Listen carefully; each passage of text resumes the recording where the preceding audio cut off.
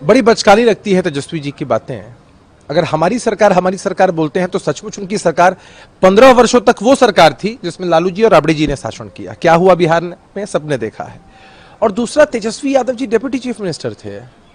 तेजस्वी यादव जी सहबाला थे, दूल्हा नहीं थे।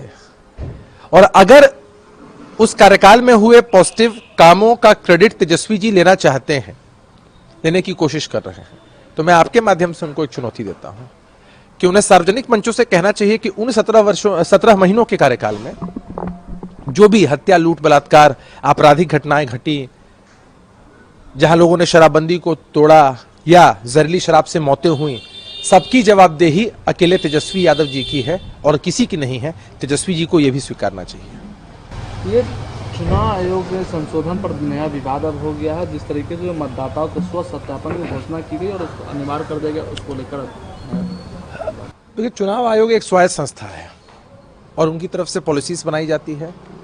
उद्देश्य क्या होता है कि निष्पक्ष चुनाव हो, कहीं कोई कदाचार नहीं हो और कोई भी व्यक्ति अपने वोटिंग राइट से वंचित ना हो जाए।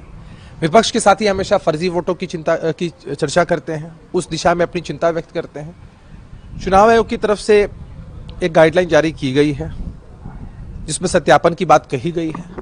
होता यह है कि कोई भी नियम जब बनता है तो उसके प्रैक्टिकल क्रियान्वयन में कई बार दिक्कतें आती हैं।